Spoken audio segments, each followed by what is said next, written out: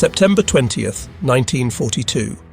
Naval Air Station, North Island, San Diego, California. Lieutenant Commander Eddie Sanders gripped the control stick of a plane that should not exist in American hands, his palms sweating despite the cool morning air rolling off the Pacific. The instrument panel before him displayed characters in Japanese. The controls felt foreign. The entire cockpit smelled of oil and unfamiliar materials. Beyond the windscreen, armed guards surrounded the hangar, their orders clear since the precious cargo arrived 3 weeks earlier. This was the most valuable aircraft in the world, and Sanders was about to become the first American to fly it.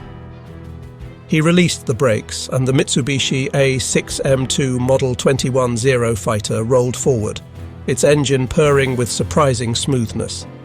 Within minutes, this single test flight would expose weaknesses that would transform American fighter tactics and doom Japan's aerial supremacy. The secrets locked inside this captured machine would help create a weapon that would shoot down over 5,000 enemy aircraft and turn the tide of the Pacific War. The transformation had begun not with this flight, but 5 months earlier, on a rain-soaked island in the Aleutians where a young Japanese pilot made his final landing. June 4th, 1942. The same day, 300 miles to the east, American dive bombers were destroying 4 Japanese aircraft carriers at the Battle of Midway, forever changing the course of the Pacific War. But in the Aleutian Islands off Alaska, a smaller drama was unfolding that would prove equally transformative. 19-year-old Flight Petty Officer First Class Tadayoshi Koga launched his Zero fighter from the carrier Ryujo, part of a diversionary strike against the American base at Dutch Harbor. The morning mission went according to plan initially. Koga and his wingmen, Chief Petty Officer Makoto Endo and Petty Officer Tsuguo Shikada, attacked Dutch Harbor with devastating effect, shooting down an American PBY Catalina patrol bomber and strafing survivors in the water. The Zero performed exactly as designed, faster and more maneuverable than anything the Americans could field. Then a single bullet changed everything. Ground fire from Dutch Harbor, likely from a .50 caliber machine gun, struck Koga's aircraft, severing the oil return line. In an engine dependent on precise lubrication, this was a death sentence. Oil began spraying from the damaged line, and Koga knew he had perhaps 15 minutes before the engine seized completely. He radioed his flight commander about the damage and turned toward Akutan Island, 25 miles east of Dutch Harbor, designated by Japanese planners as an emergency landing site. A submarine waited offshore to rescue downed pilots. As Koga approached Akutan Island, he spotted what appeared to be a perfect emergency landing field, a long stretch of flat grassland half a mile inland from Broad Bight. His wingman circled above as Koga made his approach, landing gear extended for what should have been a routine wheels-down landing. Shikada, flying overhead, suddenly noticed water glistening between the grass stalks on his second pass. He realized with horror that the field was actually a bog, the grass concealing knee-deep mud and standing water. He tried to radio a warning, but it was too late. Koga was already committed to his landing. The Zero's wheels touched the grass at approximately 80 miles per hour. For a brief moment, the landing seemed successful. Then the main gear sank into the soft mud beneath the vegetation, catching with tremendous force. Physics took over. The lightweight fighter, its tail still traveling at landing speed, flipped completely over in a violent cartwheel. The aircraft slammed upside down into the bog with bone-crushing impact. The force snapped Koga's neck instantly, killing him before he could draw another breath. His body remained suspended by his seatbelt in the inverted cockpit, his service pistol and samurai sword still strapped to his waist, his flight suit still pristine, except for the precise medical taping wrapped around his torso from previous injuries. Above, Koga's wingmen faced an agonizing decision. Standing orders required them to destroy any disabled Zero to prevent it from falling into enemy hands.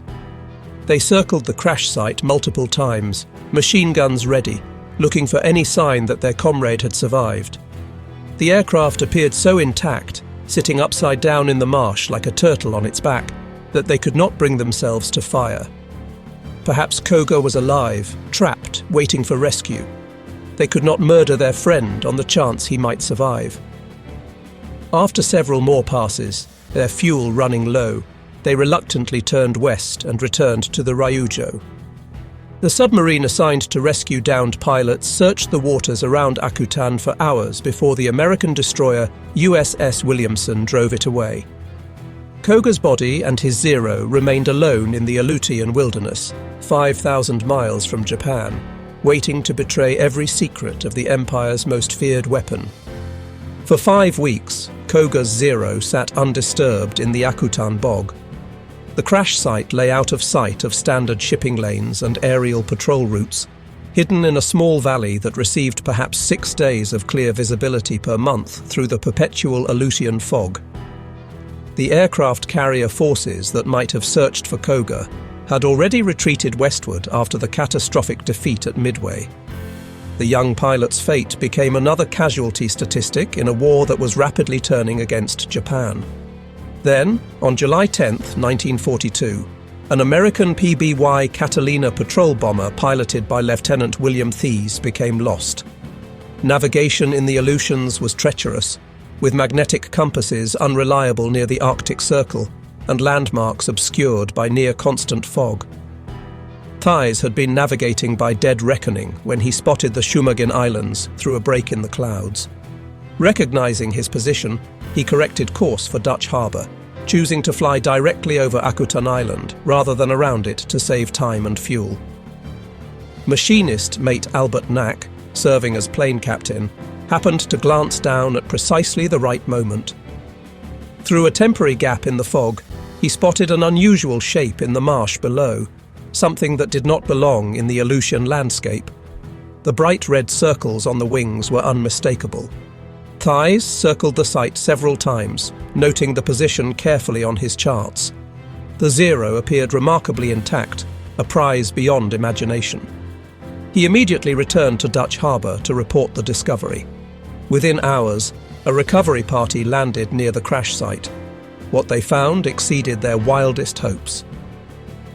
The Zero had landed in perhaps the only spot on Akutan Island where the bog was soft enough to cushion the impact while being firm enough to prevent the aircraft from sinking. The marsh had acted like a giant shock absorber, dissipating the force that would have shattered the airframe on solid ground. Aside from a crushed windscreen, bent propeller tips, broken landing gear, and damaged wingtips, the aircraft was fundamentally intact. The recovery team carefully removed Koga's body from the cockpit and buried him with military honours on a hillside overlooking the crash site. They noted the extensive medical taping around his torso, suggesting previous injuries or precautionary measures against high acceleration manoeuvres.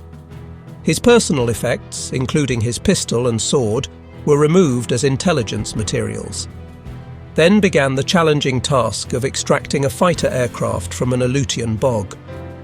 The recovery operation took nearly 3 weeks of back-breaking labour in some of the most inhospitable conditions on Earth.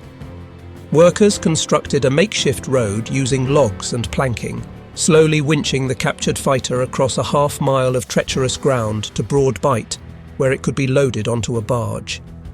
The entire operation proceeded in perpetual damp cold, with equipment that froze or rusted overnight. But the prize was worth any hardship. By late July, the Zero had been loaded aboard a cargo ship for transport to the United States. The vessel carrying history's most important captured aircraft departed the Aleutians in early August, sailing south through waters that just weeks earlier had been contested by Japanese and American fleets. The captured Zero arrived in Seattle on August 1, 1942, transferred immediately to a barge for the journey to Naval Air Station North Island near San Diego. The aircraft reached San Diego in mid-August, where it was unloaded under heavy guard and moved to a secure hangar. 24-hour military police protection ensured no souvenir hunters could damage the invaluable prize. Word of the capture spread through Navy aviation circles with electric excitement. For the first time since the Zero's devastating debut at Pearl Harbor, American engineers and pilots would have the opportunity to examine the legendary fighter in detail. Navy Captain William Leonard, who would later command a carrier division in the Pacific, called it a treasure that unlocked so many secrets at a time when the need was so great. Marine Lieutenant Colonel Kenneth Walsh, who would survive the war as an ace with 21 kills, would later state that knowing what to do with a Zero on his tail, information that came directly from studying Koga's aircraft, saved his life several times. The race was on to restore the Zero to flying condition as quickly as possible. Every day the aircraft remained grounded was another day American pilots faced an enemy they did not fully understand. The restoration team worked around the clock, carefully documenting every detail of the aircraft's construction while simultaneously repairing the crash damage. The work proceeded with astonishing speed, driven by urgency and the recognition that this single aircraft might hold the keys to winning the air war in the Pacific. The restoration revealed immediate insights into Japanese design philosophy. The Zero was built like a precision watch, one engineer noted, with flush rivets throughout the airframe and guns mounted flush with the wing surfaces to minimize drag. Every component was designed for minimum weight and maximum efficiency. The instrument panel displayed remarkable simplicity, with no superfluities to distract the pilot, just essential gauges arranged for instant readability. Inspection panels could be opened by simply pushing on marked spots with a finger, releasing internal latches. The entire aircraft could be disassembled and reassembled using minimal tools, a crucial advantage for field maintenance on primitive island bases. The team discovered that the Zero weighed between 5,300 and 6,165 pounds fully loaded, depending on ammunition, fuel load and configuration, roughly 2,000 pounds lighter than the American F6F Wildcat. This extraordinary weight savings came from multiple sources. The Zero lacked armor protection for the pilot, relying instead on superior maneuverability to avoid being hit. The fuel tanks were not self-sealing, trading safety for reduced weight and increased capacity. The airframe itself used minimum structural material, just enough strength for the anticipated loads with no safety margin. The Zero was fundamentally a different design philosophy than American fighters. Where American aircraft prioritized pilot protection and structural ruggedness, accepting weight penalties for survivability, the Zero sacrificed protection for performance. It was a fighter designed to win through superior agility rather than absorbing punishment. The captured aircraft revealed other secrets. The engine, a 14-cylinder Nakajima Sakai radial producing approximately 950 horsepower, used a float-type carburetor that would prove significant in combat. The wings folded for carrier storage, using a simple manual mechanism requiring no hydraulic systems. The control surfaces were fabric covered over metal frames to minimize weight. Most remarkably, the armament package was formidable for such a lightweight aircraft, two 7.7mm machine guns firing through the propeller arc, and two 20mm cannons mounted in the wings.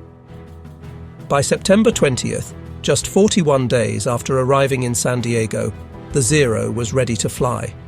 The restoration team had replaced the crushed windscreen, straightened the vertical stabilizer and rudder, repaired the wingtips and flaps, and completely rebuilt the landing gear that had been sheared off in the crash. The original three-blade Sumitomo propeller was carefully dressed and reused. The captured aircraft was repainted, the red Japanese Hinomaru roundels covered with American blue circle and white star insignia. It looked like an American aircraft wearing Japanese clothes.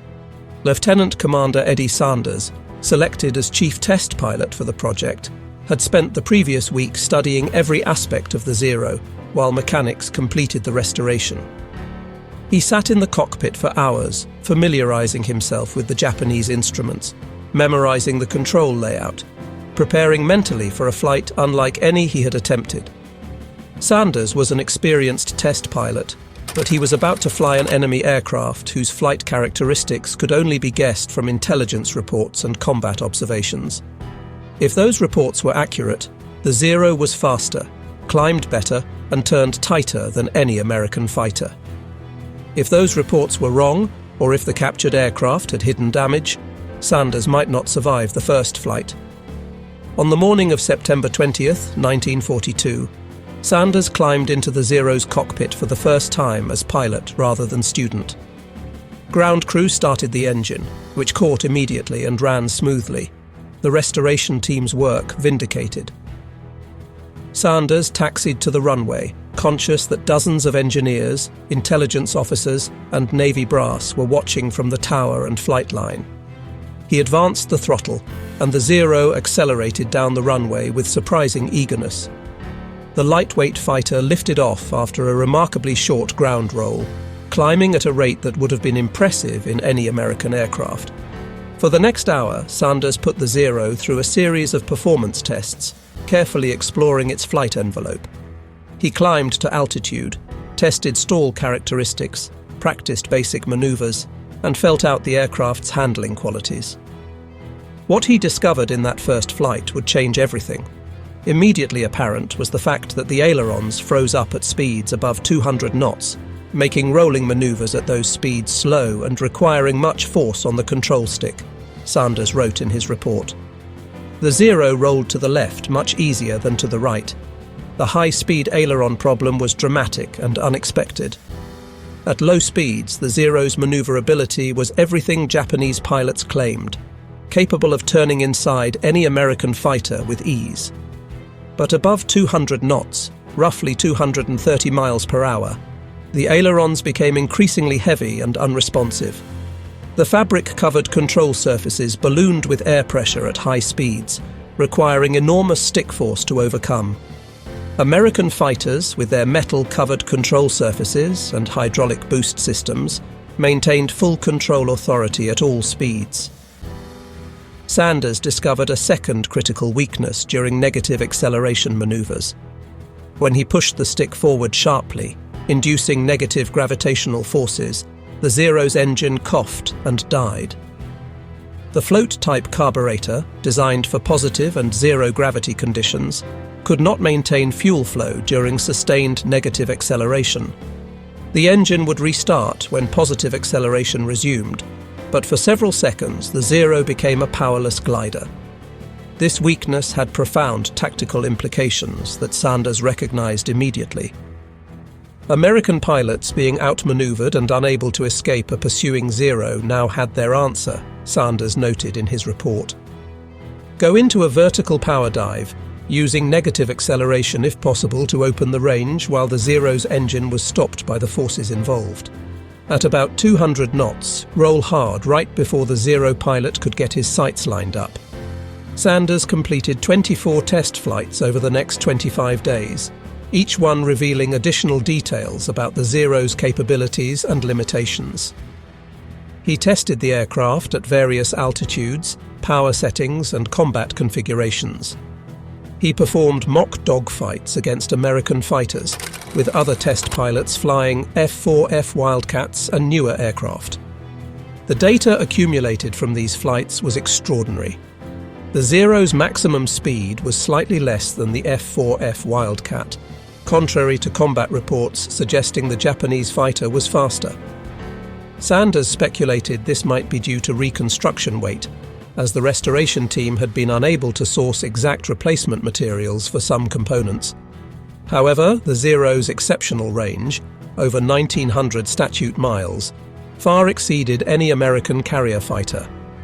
The aircraft could remain airborne for over 6 hours, enabling it to escort bombers deep into enemy territory or patrol vast expanses of ocean. The Zero's rate of climb exceeded American fighters significantly, capable of reaching 20,000 feet faster than an F4F could reach 15,000 feet. In turning combat at low speeds, the Zero could complete a full circle in time for American fighters to complete only 3/4 of a turn. These performance characteristics explained why early war combat had favored Japanese pilots so decisively.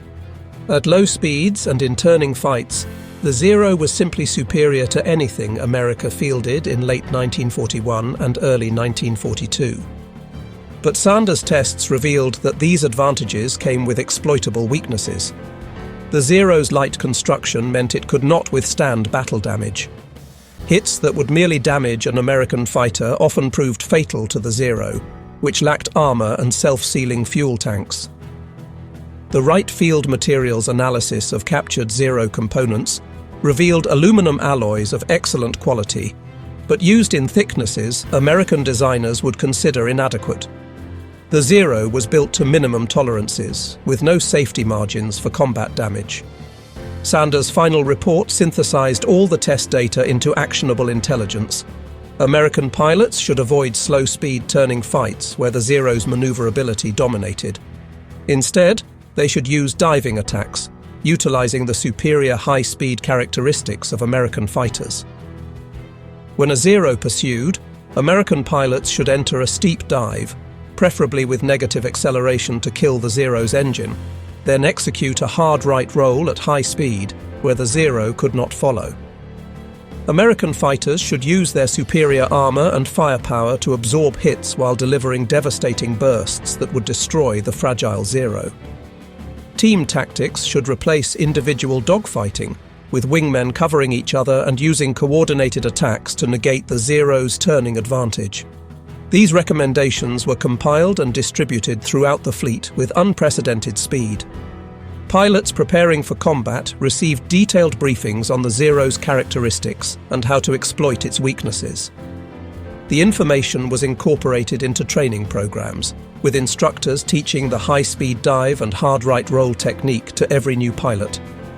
Combat veterans who had survived early encounters with Zeros suddenly understood what they had been fighting and how to win. The impact on pilot morale was profound.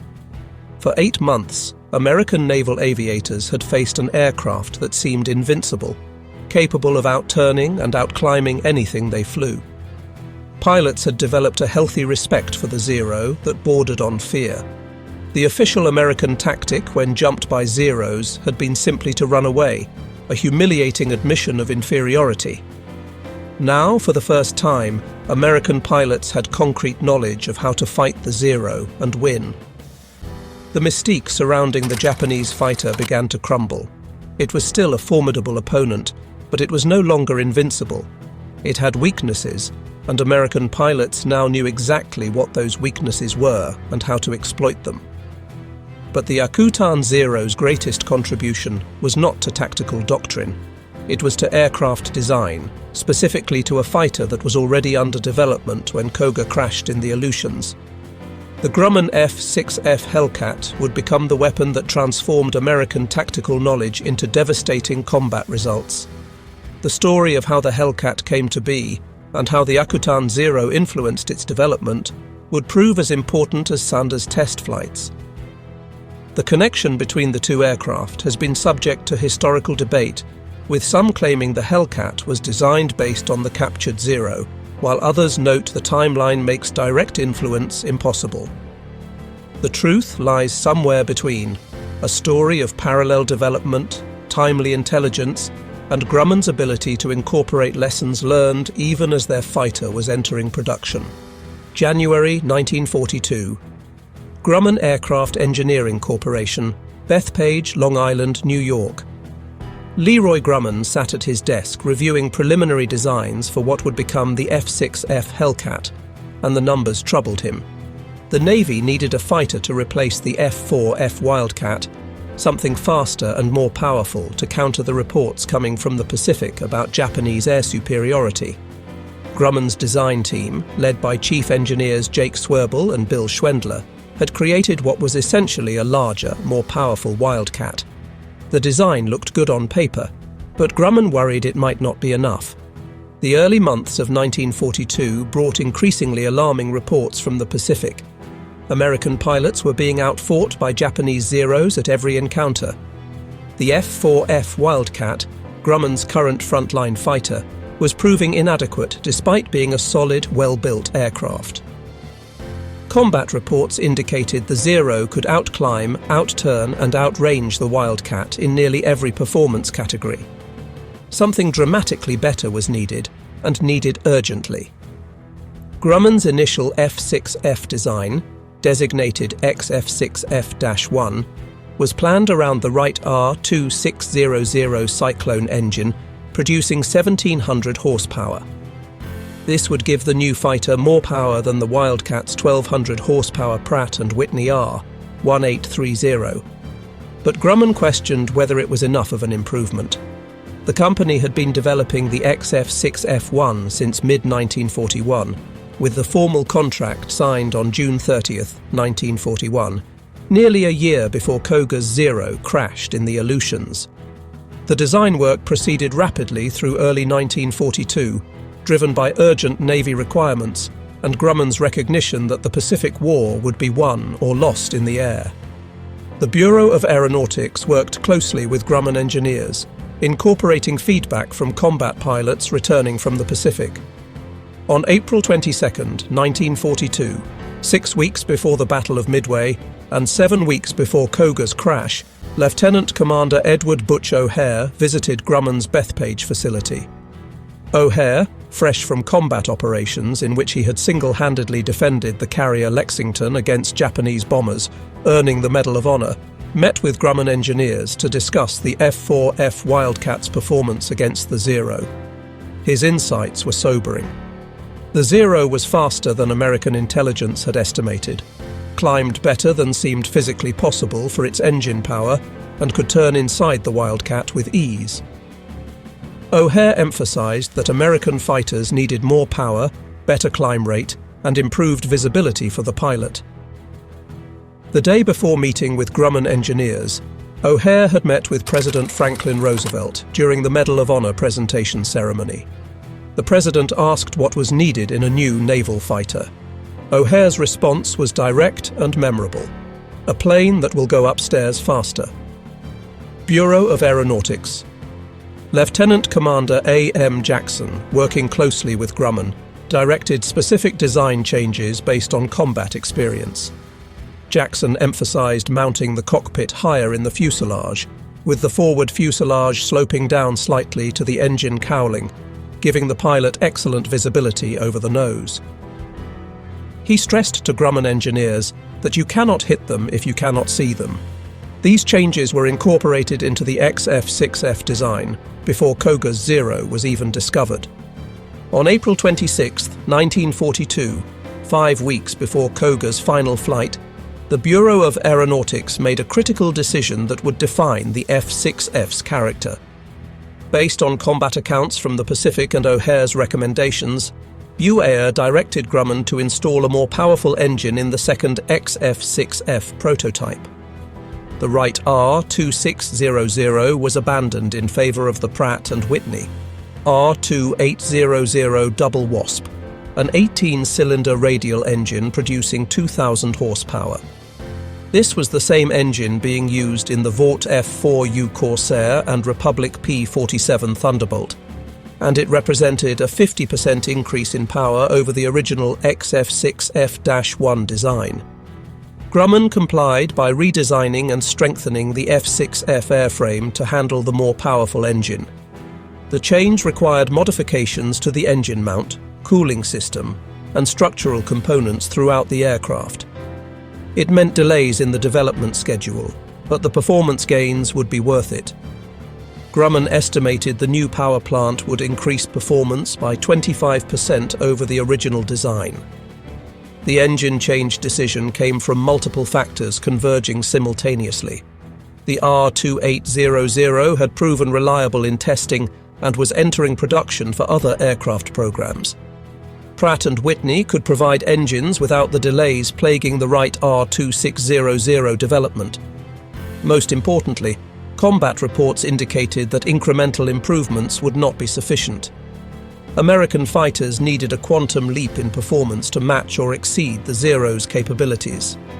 The first XF6F-1 prototype, still fitted with the Wright R2600 Cyclone engine, made its maiden flight on June 26, 1942, with test pilot Bob Hall at the controls. This was 8 days before Koga crashed in the Aleutians, and 6 weeks before the Zero was discovered. The prototype performed well, demonstrating good handling characteristics and no serious vices. but its performance with the 1700 horsepower Cyclone confirmed Grumman's concerns that more power was needed. The second prototype, designated XF6F-3 and fitted with the 2000 horsepower R2800 double Wasp, first flew on July 30th, 1942.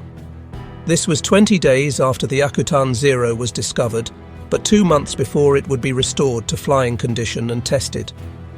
The XF6F-3's performance exceeded expectations. The additional power transformed the design, giving it the climb rate and speed needed to compete with the Zero on equal terms.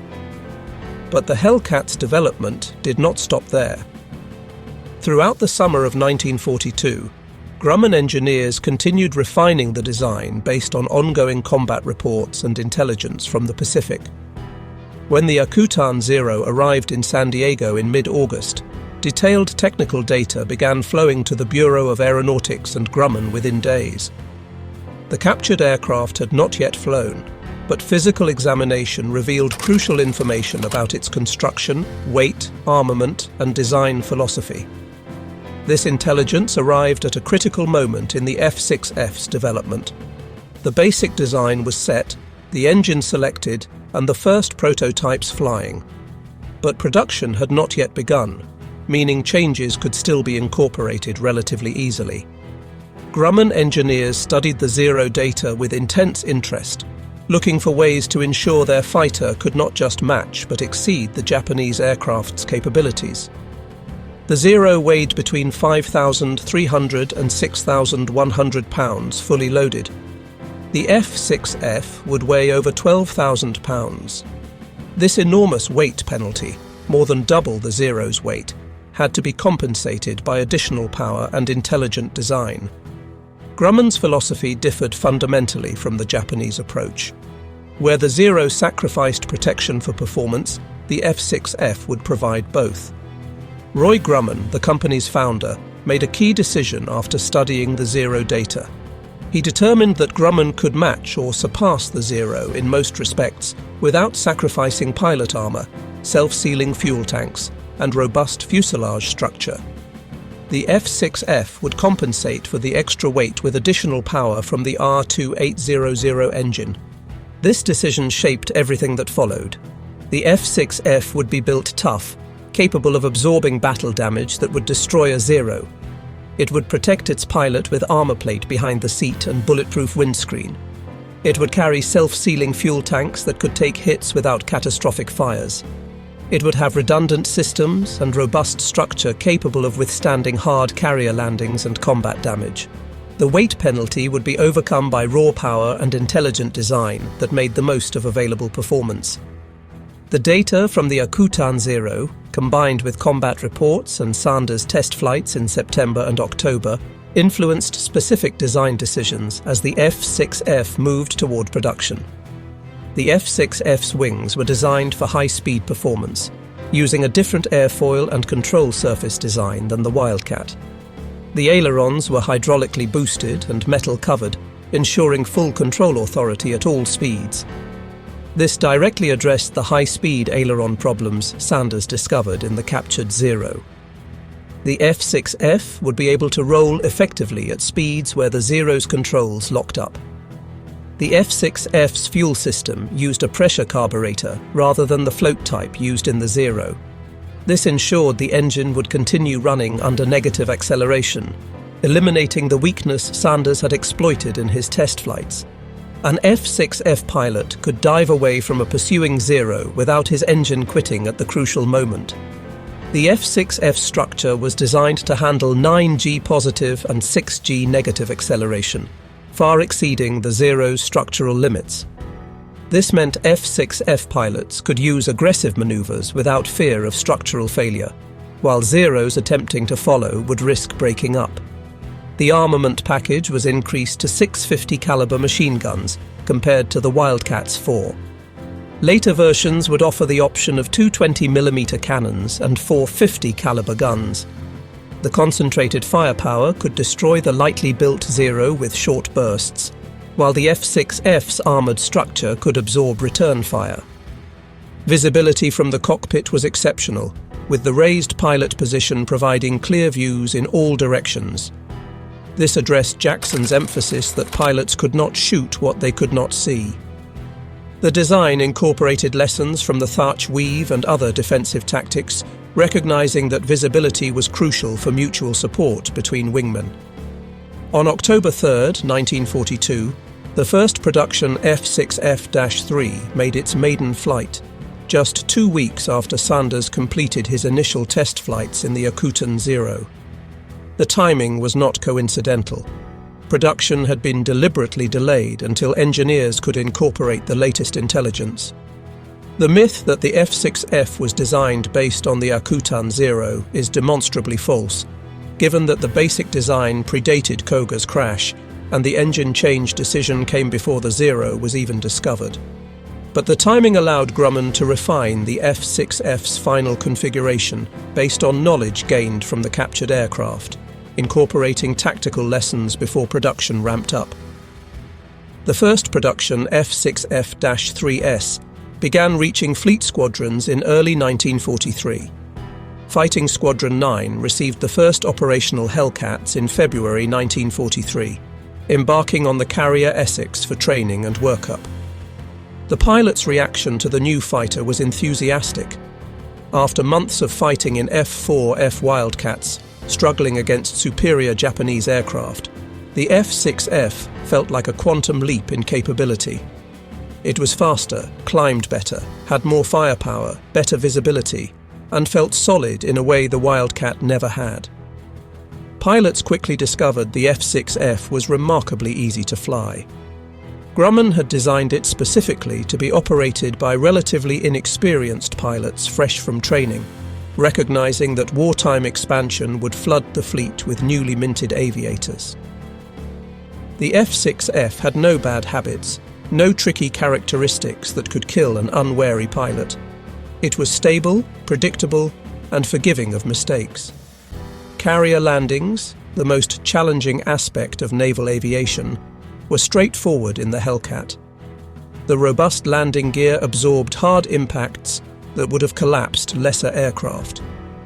The visibility allowed pilots to precisely judge their approach. The controls remained responsive at the low speeds required for carrier approaches. Production ramped up with astonishing speed.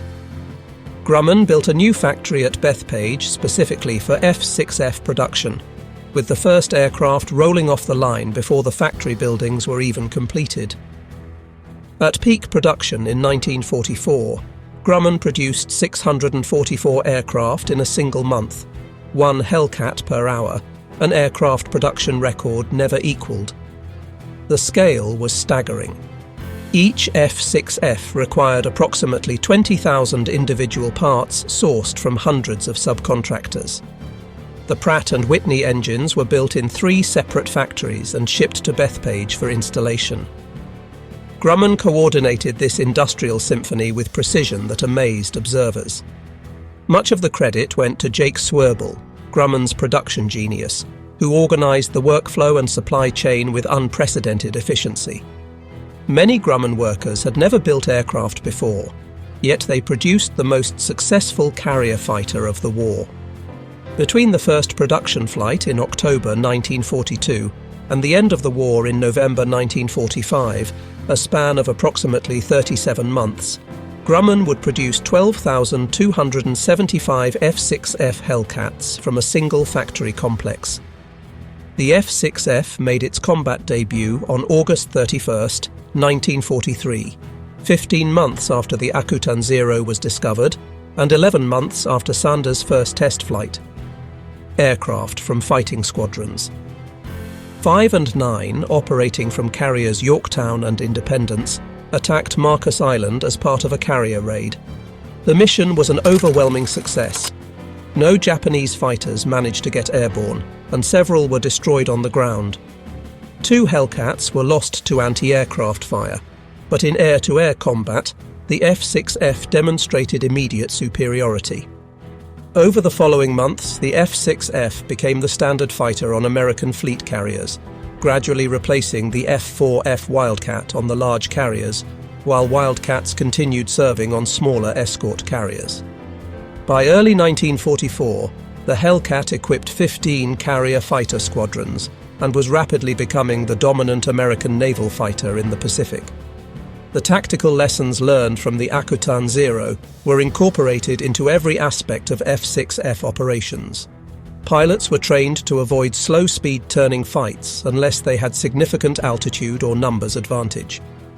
Instead, F6F doctrine emphasized high-speed slashing attacks, diving from altitude to build speed, making a single firing pass, then zooming back to altitude before the more maneuverable Zeros could respond. The Thatch Weave, developed by Lieutenant Commander John Thatch even before the Zero was captured, became standard defensive doctrine for all F6F squadrons. When jumped by Zeros, F6F pilots flew in mutually supporting pairs, weaving back and forth so that any Zero pursuing one F6F would immediately face head-on fire from the other. The tactic neutralized the Zero's turning advantage by forcing the Japanese pilot to either break off or face a head-on engagement where the F6F's superior firepower and protection dominated. Pilots were taught to use their speed and power to dictate engagement terms. If the tactical situation favored the F6F, engage. If not, use superior speed to disengage, reposition, and attack from advantage. The F6F's climb rate allowed it to regain altitude quickly after diving attacks. Its speed allowed it to escape from unfavorable situations. Its endurance allowed it to patrol longer and chase fleeing enemies farther than Zeros could follow. November 23, 1943, Gilbert Islands. F6F Hellcats from Carrier Essex engaged Japanese Zero fighters over Tarawa in what would become the first major test of the new fighter against Japan's best. 30 Zeros rose to intercept the American strike, and the ensuing dogfight raged across the skies over the invasion beaches. When the smoke cleared, American pilots claimed 30 Japanese fighters destroyed for the loss of a single F6F. The Battle of Tarawa demonstrated everything the F6F was designed to accomplish. American pilots, many of them relatively inexperienced, had met veteran Japanese aviators flying Zeros and crushed them utterly. The combination of superior aircraft performance, sound tactics based on knowledge of the Zero's weaknesses, and intensive training had created an unbeatable formula. The battle's outcome sent shockwaves through both American and Japanese commands. For the Americans, it validated the F6F's design and the tactical doctrines developed from studying the A6M Zero. For the Japanese, it revealed that American aircraft had caught up to and surpassed the Zero's capabilities. The age of Japanese air superiority was ending, but Tarawa was just the beginning. The F6F would prove its worth in every major engagement across the Pacific for the next 20 months, compiling the most dominant combat record of any American fighter in World War II. June 19, 1944, Philippine Sea, west of the Mariana Islands. F6F Hellcats from 15 American aircraft carriers, 7 large fleet carriers and 8 light carriers of Task Force 58 prepared to face the largest Japanese carrier aviation force assembled since the Battle of Midway 2 years earlier. The Japanese had 9 aircraft carriers and sent wave after wave of aircraft to destroy the American invasion fleet attacking Saipan. What followed became known as the Great Marianas Turkey Shoot, the most one-sided aerial battle in naval history. The first Japanese strike, 69 aircraft, lost 42 planes before reaching the American fleet. The remaining 27 that penetrated to the carriers accomplished nothing while facing a storm of anti-aircraft fire and swarming F6Fs. The second wave, 107 Japanese aircraft, lost 97 before they could even attack. Japanese carrier aviation was being systematically destroyed. Throughout the day, Japanese carriers launched 370 aircraft in multiple strikes. Only 130 returned. The F6F Hellcats, flying combat air patrol over the American fleet and hunting Japanese strike groups, shot down the vast majority. American losses totaled 23 to 30 aircraft, with many pilots rescued from the ocean. The strategic impact was catastrophic for Japan. The carrier air groups, painstakingly rebuilt after the losses at Midway, were annihilated. The experienced pilots who had trained the current generation were dead. The aircraft that had been hoarded for the decisive battle were gone. Japanese naval aviation would never recover from this single day's losses. The Battle of the Philippine Sea demonstrated the F6F operating at peak effectiveness. The aircraft's exceptional endurance allowed continuous combat air patrols over the fleet. Its climb rate ensured F6Fs could intercept incoming strikes at optimal altitude. Its speed allowed pursuit of fleeing Japanese aircraft. Its firepower and protection meant that in any head-to-head engagement, the F6F held overwhelming advantage. But perhaps most importantly, the F6F's easy handling meant that even relatively inexperienced American pilots could operate the aircraft effectively in combat. By mid-1944, the United States was producing pilots far faster than Japan, and the F6F allowed these new aviators to be thrown into combat with confidence they could survive and succeed. Japanese pilots, by contrast, were receiving increasingly abbreviated training as fuel shortages and instructor losses mounted. By late 1944, Japanese pilots were entering combat with perhaps one-third the flight hours American pilots received. The experience differential, combined with the F6F's technical superiority, created a death spiral for Japanese aviation. Every engagement cost Japan irreplaceable pilots, while American losses were quickly replaced by the training pipeline that was producing thousands of new aviators annually. The F6F's contribution to American victory extended beyond aerial combat. The aircraft was adapted into multiple specialized variants that addressed specific tactical needs. The F6F-3N and F6F-5N. Night fighter variants carried radar equipment in a pod mounted on the starboard wing, allowing them to intercept Japanese night bombing raids. The radar reduced top speed slightly, but night fighter pilots found the capability worth the trade-off. F6F night fighters achieved remarkable success against Japanese night raiders, shooting down bombers that had previously attacked with impunity under cover of darkness. The F6F-3P and F6F-5P photographic reconnaissance variants replaced guns with cameras, conducting crucial reconnaissance missions over enemy territory. Their speed and range allowed them to penetrate deep into Japanese-held areas, photograph targets, and escape before interceptors could respond. Later, F6F-5 variants were modified to carry 2,000-pound bombs on a centerline rack and rocket rails under the wings, transforming the fighter into a highly effective fighter bomber. F6Fs armed with bombs and rockets provided devastating close air support for Marine and Army forces, fighting across Pacific Islands, attacking Japanese bunkers, artillery positions, and troop concentrations with precision that artillery could not match. By the end of World War II, F6F Hellcats had compiled statistics that remain unmatched by any other American fighter. The aircraft was credited with destroying 5,163 enemy aircraft in Pacific air-to-air combat by United States Navy and Marine Corps pilots, with an additional 60 aircraft destroyed in other theatres, bringing the total to 5,223, when including British Royal Navy Fleet air arm victories. Only 270 F6Fs were lost in air-to-air combat, giving the aircraft an overall kill-to-loss ratio of 19-1. Against Japanese Zeros specifically, the ratio was 13-1. These numbers reflected the combined impact of superior aircraft performance, sound tactical doctrine derived from studying the Akutan Zero, and increasingly skilled American pilots facing declining Japanese opposition. The F6F produced more fighter aces than any other Allied aircraft of World War II.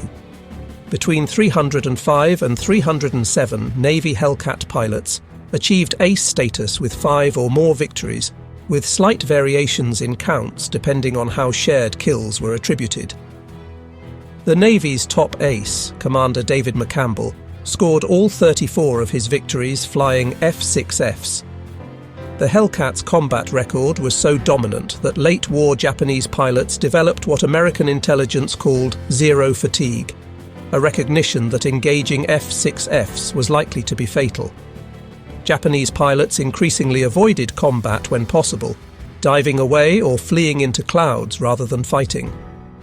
This psychological dominance was as important as the technical superiority, as it allowed American carrier groups to operate with near impunity, knowing Japanese air opposition would be minimal and ineffective. The contrast with early war combat was stark. In 1942, American pilots had fled from Zeros whenever possible. By 1945, Japanese pilots were fleeing from Hellcats. The transformation was complete. The Akutan Zero's role in this transformation cannot be precisely quantified, but its importance is undeniable. The captured aircraft provided the first detailed intelligence on the Zero's capabilities and limitations. Sanders' test flights revealed specific weaknesses that could be exploited tactically. The technical data influenced F6F design decisions at a crucial moment when changes could still be incorporated. Most importantly, the Akutan Zero destroyed the mystique surrounding the Japanese fighter, proving it was not invincible, but rather an aircraft with specific strengths and specific weaknesses.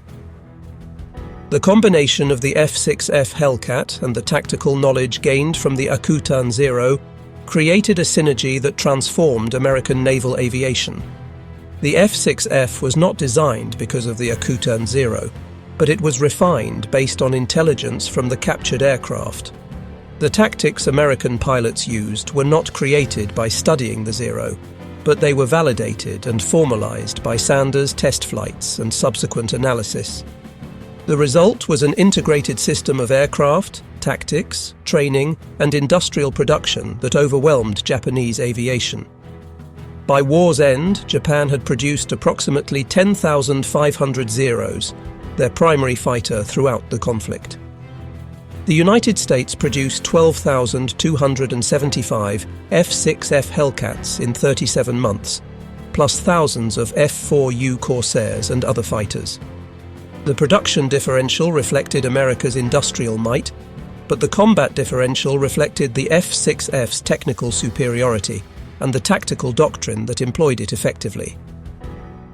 The Akutan Zero was destroyed in February 1945, ironically in a training accident rather than combat.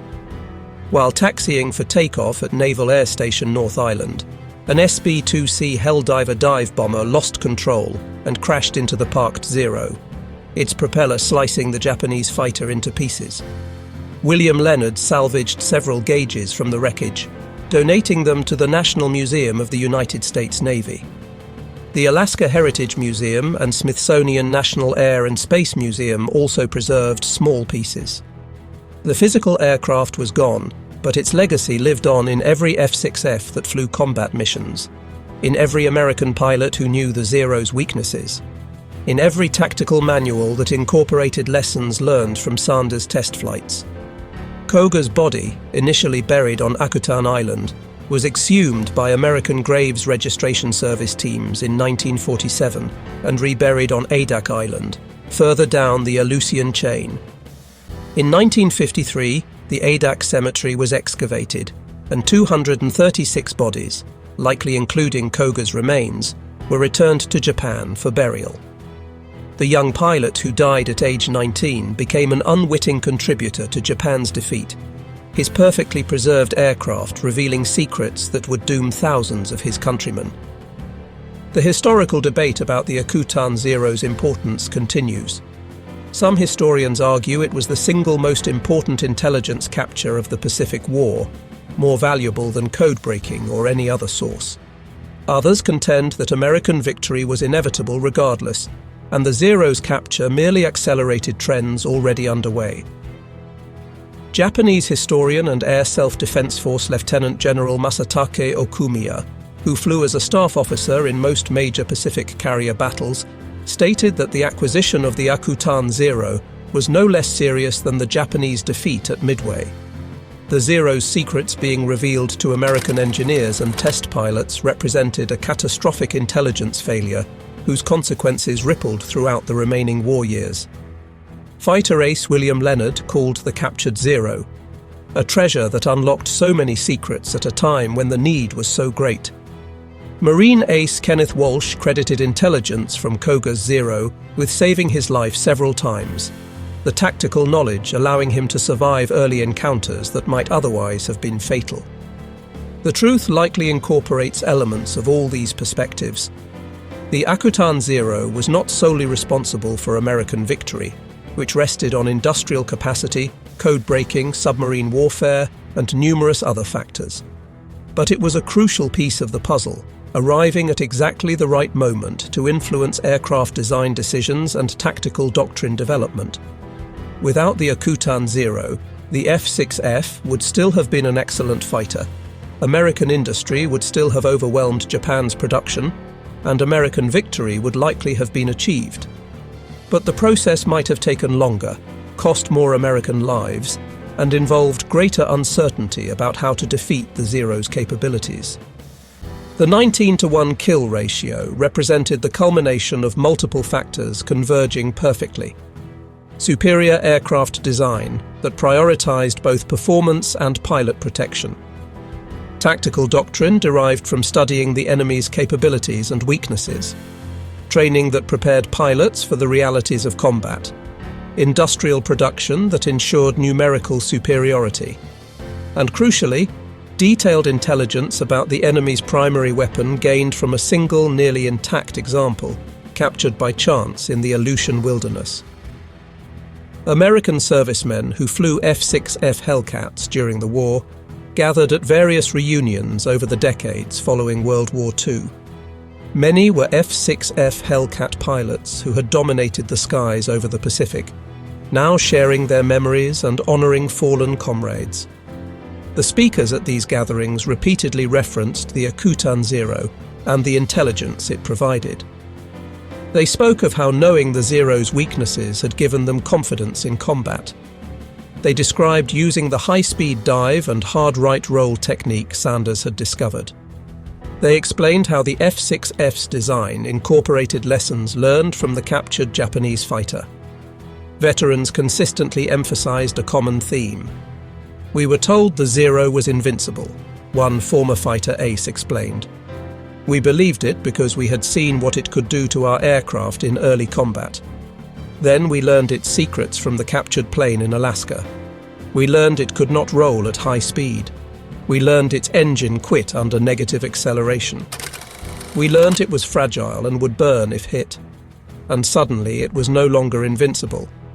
It was just another aircraft, one we could beat if we flew smart. The F6F gave us the tools. The Akutan Zero gave us the knowledge. Together they gave us victory." The F6F Hellcat remained in frontline service through the end of World War II, gradually being supplemented by the F4U Corsair as that aircraft's carrier landing problems were resolved. After the war, Hellcats were quickly phased out of fleet service, replaced by jets and more modern propeller fighters. Many went to reserve squadrons where they served into the early 1950s. Others were converted to target drones or scrapped. The last Navy Hellcat was retired in 1954, just 9 years after the war ended. The rapid obsolescence was testament to how quickly aviation technology advanced during and after World War II. An aircraft that was state-of-the-art in 1943 was hopelessly outdated by 1954, unable to compete with jets that flew twice as fast and climbed 3 times as quickly. But the Hellcat's combat record ensured it would never be forgotten. Museum displays across the United States feature preserved F6Fs, many restored to flying condition. Airshow crowds watch with awe as vintage Hellcats perform, their distinctive sound and profile evoking an era when American naval aviation achieved dominance through a combination of engineering excellence and tactical brilliance. Approximately 70 F6F Hellcats survive in museums and private collections worldwide. 7 remain airworthy, all based in the United States, regularly flown at air shows and commemorative events. Each flight is a reminder of the 12,000 aircraft that rolled off Grumman's assembly lines, the 34,000 pilots who flew them in combat, and the 5,000 enemy aircraft they destroyed. The Akutan Zero itself lives on only in fragments scattered across museums and in thousands of pages of test reports and intelligence analyses archived in the National Archives. But its impact on the Pacific War far exceeded its physical presence. A single aircraft, captured by chance, tested for a few months and destroyed in an accident, contributed to American victory in ways that can never be precisely measured, but can never be dismissed. Lieutenant Commander Eddie Sanders, the test pilot who first flew the Akutan Zero, lived to see the F6F's combat success. He continued serving in various aviation test and evaluation roles throughout the war, contributing to development programs for multiple aircraft types. After the war, he retired from the Navy and worked in aerospace industry, his expertise in aircraft testing valuable in the rapid technological advancement of the post-war era. He passed away in the 1970s, having witnessed the complete transformation of naval aviation from propeller fighters to supersonic jets. Sanders rarely spoke publicly about his role in testing the Akutan Zero, considering it simply one assignment among many in a career devoted to naval aviation. But those who served with him recognized the importance of his work. His careful test flights, detailed reports, and analytical insights had contributed directly to American tactical doctrine and indirectly to F6F design decisions. He was a quiet professional who did his job superbly at a moment when it mattered most. The broader lesson from the Akutan Zero and F6F Hellcat story extends beyond World War II. Modern military forces spend billions on intelligence gathering, technical analysis, and threat assessment because the Akutan Zero example proved how valuable detailed knowledge of enemy capabilities can be. Every captured enemy aircraft, every defector who brings technical information, every intelligence source that reveals enemy weaknesses is potentially another Akutan Zero, a key that unlocks tactical and technological advantages. Understanding your enemy's capabilities and limitations can mean the difference between victory and defeat. A single piece of hardware, properly analyzed and exploited, can influence the design of weapons systems, the development of tactics, and the outcome of battles. The Akutan Zero arrived at precisely the moment when it could influence F6F development. Sanders's test flights revealed weaknesses at exactly the time when pilots needed confidence to face the Zero. The tactical lessons were distributed when training programs could incorporate them. A year earlier or later, the impact might have been minimal. The timing was perfect, and America exploited it fully. The Zero in 1942 was arguably the world's best carrier fighter, superior in many respects to anything America fielded. But America's ability to produce thousands of F6Fs, train tens of thousands of pilots, and sustain combat operations across an ocean gave it advantages the Zero's technical excellence could not overcome. Quality matters, but quantity has a quality of its own, especially when combined with tactical intelligence and sound doctrine. The F6F Hellcat and the Akutan Zero represent two sides of this equation. The Hellcat was the product of American industrial might, engineering skill, and tactical intelligence synthesis. The Akutan Zero was fortune's gift to American intelligence, a stroke of luck that revealed crucial information about the enemy's capabilities.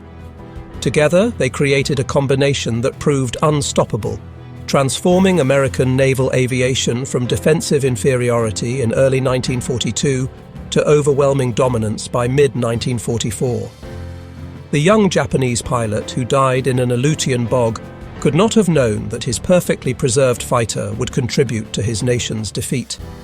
His wingmen, hoping he survived, could not have known that their mercy in not destroying his aircraft would doom thousands of their comrades.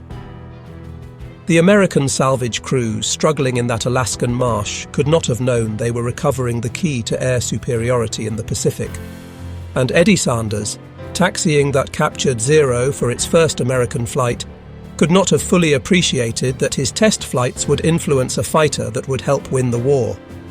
But history is made by such moments.